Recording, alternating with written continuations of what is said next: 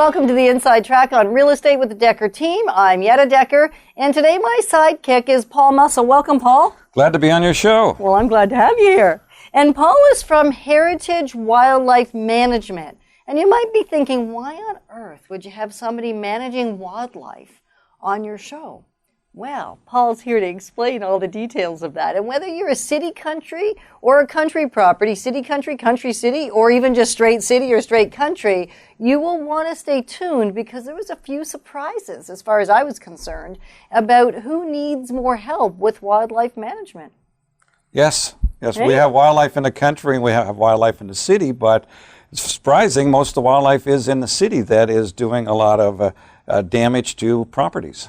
So when you say damage to properties, what kind of things are we looking at? Well, there's a whole gamut from your raccoons getting into your attics and destroying insulation and leaving feces there and chewing wires to squirrels chewing into your attics and the same running the gamut to mice getting into houses.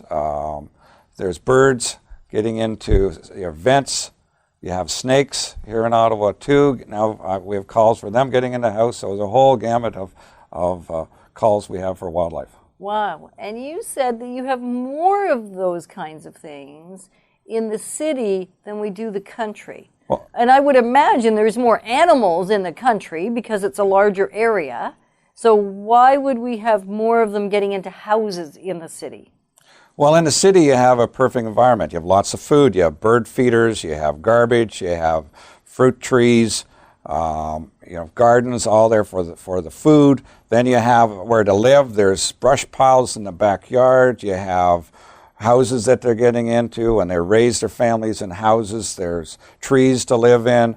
There's and then there's no opposition. Out in the country where there's foxes and coyotes and hunters and trappers and lots of owls and hawks. Okay, so you've got a lot more natural predators. That's right. In the country. Right. So even though there would be more of everything in the country, Right. They have more places to go probably just in the natural habitat, Right. Right. I would think. That's right. And there's also more predators. That's right. That's just like you said, there's more natural trees out in the country to live in swamps and forests to naturally live. So that's where they tend to live and raise their families of wildlife and live there. Where in a city, they're raised in houses and then their families want to go back and live in houses. Okay, so that's kind of fun. So you just said something that's a little interesting I haven't thought of before. If an animal or a family of raccoons is used to living, say, in somebody's garage attic, which is a pretty common place for them to hang out, Right. then their family, like the family of raccoons down the line, wants to do that too? Tell me about that. Well, that's right. So we use humane methods to remove them from houses, sheds, commercial properties, and often that's where they look to go to the next place. Unfortunately, is more. Because they've already been there. They've been there, so they keep reinventing ways to get into houses through soffits, through vents on the roof, through chimneys, through any way at all they can get in. That's what the wildlife does. Wow, and raccoons are pretty brilliant, I'm told. They are. They're an amazing animal, the way they can climb. They have their, even one paw can reach up onto an eave troughs and swing themselves in, and or a small branch that's overhanging your house to swing off of and get in your house. Oh, so that would even be a tip, I guess. If we're thinking about tips for you, which is what we want to offer you on this show, is some tips that you can do yourself. And then also we want to provide to you some details about what Paul does and his company does to make sure that less of these friends, which are friends when they're in the country living in their own habitat, and not so much considered friends when they're in your house and eating your wiring and eating your drywall and all that stuff. And actually, I had a funny little incident when I first moved into a brand new house that we built. It was in the country, so Greeley. And within about a week of living in the house, in our daughter's bedroom on the second floor next to the register was a hole about the size, well, a bit bigger than a loonie. Right. And the carpet was missing. The aspenite, the floor sheathing was missing. And there was a hole in the drywall. Yeah. So they had literally, in less than a week, come in, and what a mess. Right. Brand new. Brand new. And they'll eat anything. That's right. So that probably was a chipmunk, squirrel, or a rat. I think it was a mouse. A mouse. Okay. I think so, because we found mice. Okay. So I'm assuming it was just a mouse. Right. Maybe a family of mice. Could have been a family of mice, but and often, you know, I hate to say it, but rats get into houses too, and they really like chewing, and they'll chew holes Maybe through. it was a rat. I don't want to think it was a rat No, in your I know, bedroom, okay? I know. We don't want to think that, No, Paul. So we're no. going to stick with the mouse story. Okay. Is that fair? That's fair. Okay, good enough. So what can we do about it? Well, you have to look at your house. How can you animal-proof them? And that's what we do as a company with our Heritage Wildlife Management Company. We come and look at your house, like you mentioned earlier before, looking at limbs around your house. If we can eliminate easy access for squirrels and raccoons to jump on. We also look at entry points throughout your house, starting from the ground up, from around your basement wall. Is there spots to seal for mice? Is there vents that don't have covers where birds and squirrels and rats can get in through the vent covers? And then we look at the interfaces. Is there spots that are not sealed up tight? So when we say interfaces, because that sounds like a technical term to me, I don't know about to you that are listening. What do we mean by an interface, Paul? Where two roof lines join together. Okay. So it's quite common where the garage roof line meets the roof line of the main house. Okay. And so there's two roof lines meet. So there's a point where raccoons tend to go, and they can go up the roof and then push their way in. And soffits are generally very flimsy, or they can pull them down. There's a fair bit of flexibility There's there. lots of flexibility. They're fairly light, and they can pull them down or push them in. If roofers don't seal them tight, it's an easy access for squirrels to go right through into your house. Okay. Yep. And then join their family in your attic. Well, that's right. That's right. Start the family there and invite all their friends in for a party. Wow. And this time of year, late fall, early fall, is probably where we have a higher percentage of animals in houses? Well, it is, and especially mice. Mice come in out of the ground, the fields, snow's coming. There's more moisture in the fall often, and they look for a dry spot to come in, especially the rain's coming now in the fall. In the spring tends to be a busy time with babies. So you have baby raccoons, baby squirrels, baby birds, and that's what you want to, people want to get them out of their house at that time. So at nesting, they would also come in, even if they've lived out all winter. Right. When they're going through that nesting stage in the spring, you can find an influx of animals in your house too. That's right. That's right. But you're right, in the fall now that they're looking to hibernate, everything is looking for a spot to get in for the winter. The skunks are looking for a spot for the winter. The raccoons are looking to hibernate. So that's the time to look for your house. Wow, okay. And so we worry about areas where we have two natural spots that join, right, where there might be a weakness, I guess, that's is right, the spot, right? That's like right. It's an easier entry point. Other than that, what are some of the other specific things that we're looking, that the animals are going to use as an access point that we want to be aware of? Sometimes raccoons use a vent cap, especially the older models, the square ones that are flat. What do you mean by vent cap? On the roof, you'll see they're about a foot by a foot, and they'll be up about 4 inches, and they let the air out of your attic. Right. So raccoons come along and they just pull them off and go right down through They your can roof. pull them off? They can pull them off. So they just pull them off and they go down right through your ceiling. Okay, and in so your attic. how typically would a vent like that be installed in such a way so they can't just pull them off? Well, the models that are installed on majority of homes, they can pull them off. It's because there are only 4 little clips there, and to get them off, they can pull them off. You know, some raccoons. So we run into neighborhoods where that's quite common, and we have to seal all the vent caps off. So how do you seal them? Well, we have a wire mesh that we make, a solid cover that goes over them, and we seal it down into the roof so there's no holes for water to get in, and then the raccoons can't use it, or squirrels to get in.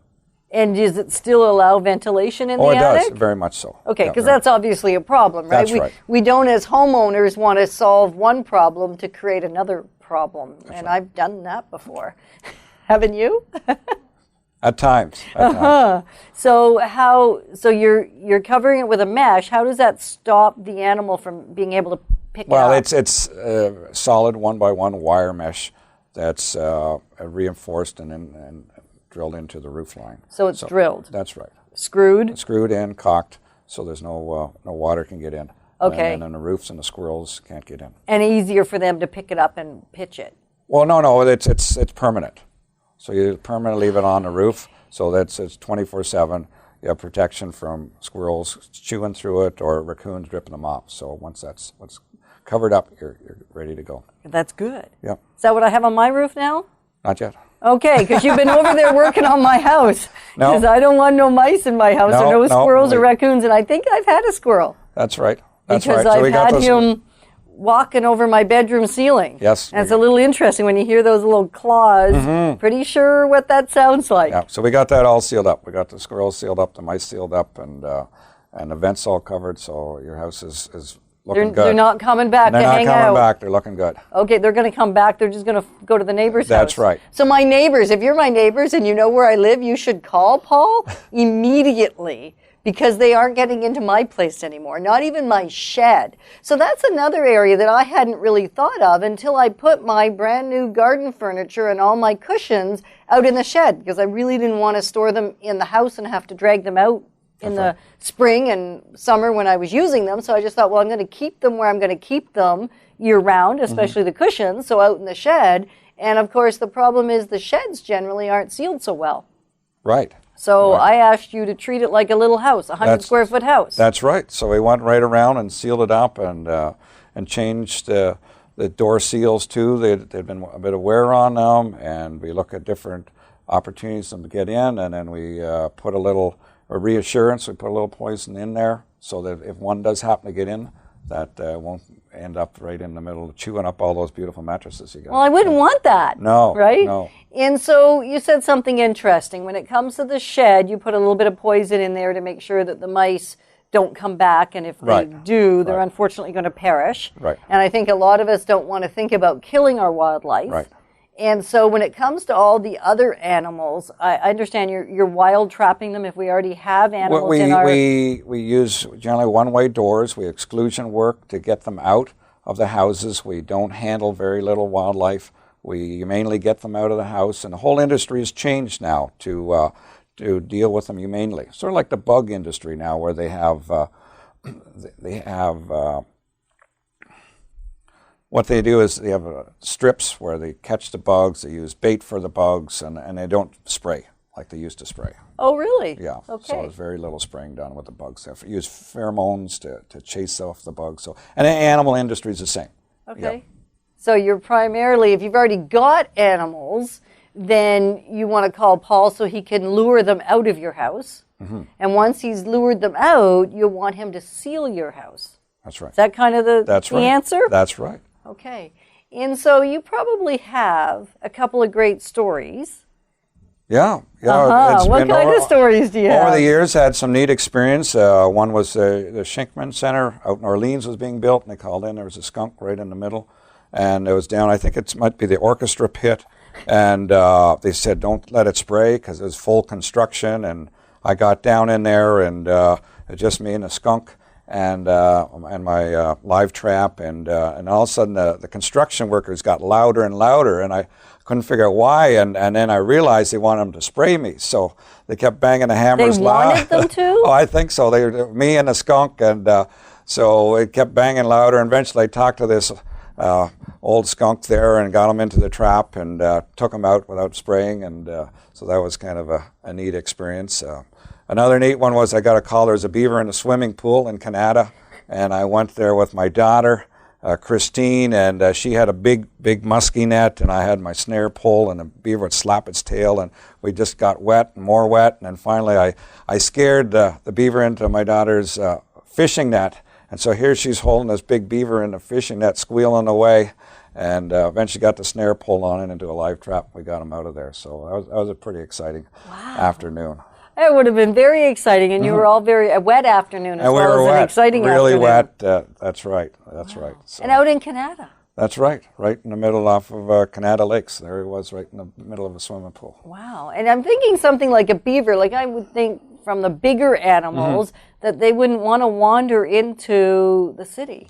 Well, that's the second call I've had with beaver in swimming pool, and the beaver can sense where there's water, and he got water, and then it was looking at trees and a lot, and then said, maybe that's a small home I can make. So the other call I had, the beaver ripped a liner all out of the inside of the pool, trying to get through the wall and to make a home. So, and it had trees in it, and So He'd already brought the trees he into brought the trees pool. into the pool, and yep. Because they're industrious and they work quick. They do. So that was another neat call. Wow. Yep. So if you see any sort of wildlife hanging out in your backyard, you probably don't want to wait until it's in your pool and digging through your liner and into the concrete. You want to call Paul right away. How would they reach you, Paul? Well, they can contact me, go on to the website, wildlife management, heritagewildlifemanagement.com, or my phone number is